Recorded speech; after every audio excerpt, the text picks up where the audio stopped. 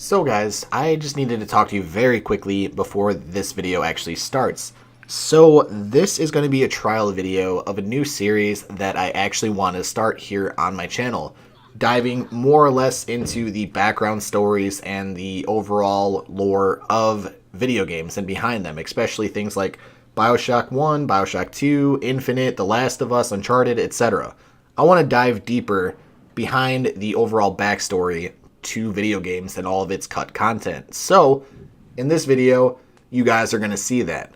I've done a lot of research over the past 3 to 4 days in order to make this video for you guys. So if you do enjoy it by the end, please let me know. You don't have to like the video, you don't have to do anything like that.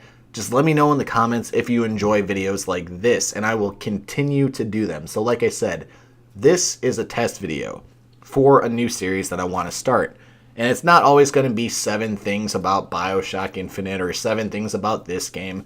Maybe I'll have more information in some other videos, or maybe I'll have less. It just really depends on the type of game that I'm actually covering. So, with that being said, I'm going to shut up now. I'm going to stop rambling, and I hope you guys overall enjoy the video. So, with that being said, enjoy. So, with every game's release, there's about 20% of cut content that actually doesn't get into the game. This is the case with every single game that's actually produced. There's some sort of content that's cut or left in the game or in the lore that really isn't explored in the full game itself. So, we're going to be looking at a lot of cut content from Bioshock Infinite. Now, all of the information that I'm going to be sharing with you guys today is based off the book, The Art of Bioshock Infinite. If you guys aren't familiar with it, it's designing the entire game through concept arts, and this is from the actual Irrational Games developers and concept artists. So, with that being said, if you guys want to go check that book out, I'll leave a link down in the description below for you guys. But other than that, here are 7 things you didn't know about Bioshock Infinite. So, number 1. Originally, Columbia was going to have a Rapture type vibe. What do I mean by that? With Rapture, it was very dark, it was very gritty, it was very horror experienced, influenced, whatever you want to classify it. It was dark. This is where a lot of people fell in love with Bioshock. Originally, they planted the seeds for the buildings, the settings, everything to have that Columbia type architecture, but at the same time have the lighting and effect of Rapture. So I thought that was really cool, and honestly, I really think that Bioshock Infinite wouldn't have worked with that style of, I guess, lighting. So I'm really glad they took the path that they did, although I do wonder how a Bioshock Infinite would look if it had a Rapture type setting. Number 2. Originally, when they were developing the tears within the first days of the game, obviously they wanted a unique dynamic to this game. They explored every option when traveling through time and space. So, what they came up with was that when you teleported through the tears, it would actually deform the characters and everybody or anything that went through those tears repetitively. So for example, I'm going to put a picture up on the screen right now. Someone goes through a tear, meets a younger version of themselves, they go back through the same tear, and a part of that younger version of themselves would actually end up being on their body. Now, that is a really, really cool option to explore, although I really feel that it doesn't have a place within Bioshock. Now, don't get me wrong, like I said, it's a really cool aspect, it's a really, really cool thought, but it would just be kind of odd when you're playing it and you see all of these people that just have 2 or 3 different faces or 4 arms, 4 legs. It just really doesn't make sense.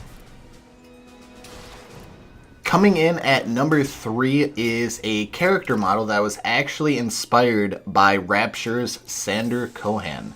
So, this character was going to be called the Theatrical Magician, which was going to be a type of Houdini splicer type enemy. They were going to be able to use telekinesis to manipulate the environment or the people in it and end up doing what they want with it. Although that this character did end up being scrapped in the long run, I thought it would have been a really, really cool way to really pay homage to Bioshock 1 and Bioshock 2, going back and exploring one of the more significant characters within Bioshock, that being Senator Cohen or the Houdini splicers in general. I think this actually would have been very well put within Columbia, but unfortunately we didn't end up getting that within the finished product. Coming in at number 4, we have Vigor syringes. Now this is exactly how it sounds. In the game, when you pick up a plasmid or a vigor, in Columbia's terms, you end up drinking it. In Bioshock 1 and Bioshock 2, it's directly injected into the stream of your, I guess, bloodstream or your veins or anything like that. You would directly inject it right into your veins. It would enter your bloodstream. You'd be able to throw lightning bolts out of your hand, cast fire, swarm of bees, whatever it may be. In Columbia, what they originally wanted to perform, I guess, the overall insertion of the vigor into the body of the player, they wanted to use a syringe. They were going to use a kind of model of what the plasmid was going to be. So, for example, the possession plasmid. They were going to end up putting a heart-like structure, kind of like a watch-looking thing, but in the shape of a heart, with a needle coiled up in it. What you would do is you would place it on the back of your wrist, it would stab into your vein on your wrist, and you would be able to get the plasmid that way, meanwhile having a cosmetic thing on your wrist. The only unfortunate thing is that I feel that it's unnecessary. Yeah, it would look pretty badass if I do say so myself, and again, with all of these different points that I'm bringing up, I'm going to try to show pictures from the book as best as I possibly can, so that way you guys get an overall visual representation of it. But I feel like this was unnecessary. Again, very cool idea, but it's really not Bioshock if you really think of it down to its core. Bioshock 1 and 2, you took the plasmid in the syringe, you stabbed it, you injected it, that was it. Bioshock Infinite, you drank the plasmid, that was it. Simple and to the point. That's what it was. This would be kind of cool if they put it into a DLC type thing, or maybe into a future Bioshock, but as for these 3 games, it just really didn't have its place. So ultimately, in the end, it ended up being cut from the game overall. Number 5, we have the original Songbird. So, during the early stages of the development, the Songbird wasn't actually a thing. They had a general idea for a character that they wanted to end up putting in, kind of like a Big Daddy from Bioshock 1 or a Big Daddy and Big Sister from Bioshock 2. So originally, they were going to call the huge creature the Mothman. It was going to look like a Big Daddy with mechanical wings, a mahogany shell, and then stained glass church-type window of a piece of glass on the back of the mahogany shell. Kind of weird, I know. Looking at the overall concept art of it, though, it looked really good. But ultimately, in the end, I feel that Songbird was the best choice for it. So, I do understand where they're coming from. They wanted to make an absolutely terrifying creature. But overall, in the end, they decided to go with the Songbird, and I commend them for that.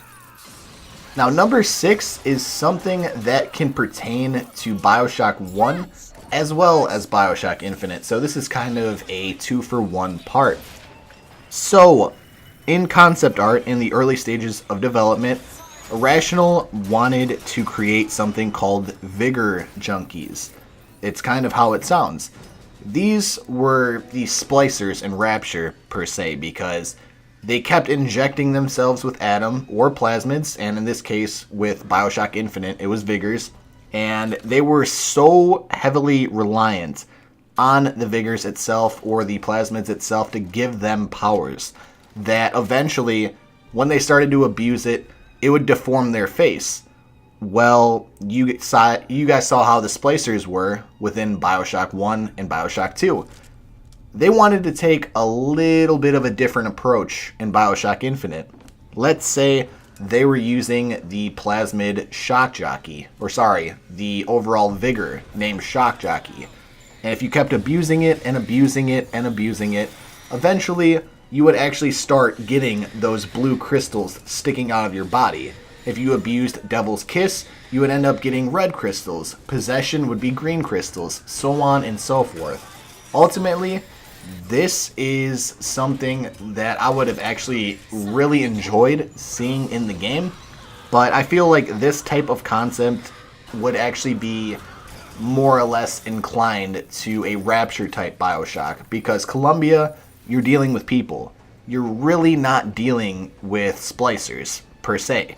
You're just really dealing with normal people who end up using the plasmids accordingly. Bioshock 1, you have people who are teleporting in Houdini splicers. You have spider splicers in Bioshock 2 who end up climbing on the walls and have hooks for hands. You know what I mean? So it would make more sense if it was overall in Rapture, and I think you guys can agree with that too. And then finally, at number 7 is the overall backing of the game. This could be anything from the quantum physics, religious beliefs, ideologies, etc. A lot of different things were going in conjunction with each other when they were trying to develop a core ideology for Bioshock Infinite. They wanted this utopian city, which eventually they ended up getting. Notice they did not really incorporate a specific religion. They just say a god or anything like that. They don't have a concrete religion. Basically, they worship Comstock. That's it. The quantum physics behind it is how Columbia actually floats in and of itself. I'm going to leave a video down in the description below. It's really going to detail how well that the quantum physics behind it were actually well done. And then as far as the ideology behind it, they just wanted to create a utopian city where everything went perfectly. One guy could dictate everything that happened, and eventually in the finished product, that did end up happening, although there were a lot of different tweaks to that overall story. So anyways, if you guys did enjoy this, feel free to let me know in the comments section below, and I would very much appreciate it if you guys did drop a like on the video. If not, and if you dislike it, tell me down in the comments what I can do to make it better for you guys. I did a lot of research during this video in particular, and I read the entire book within 2 hours, so I do hope you guys really did enjoy it. So with that being said, thank you guys for watching. I'm going to be producing a lot more content here because I actually have a big announcement coming up as far as my main channel, which is Destiny-based content, that is really going to alter the way that I am creating content. So you guys are going to be getting a ton of different things here within the next couple of days. So stay tuned for that. But anyways, thank you guys for watching. I will talk to you all in the next video. Take care, and I will see you guys later.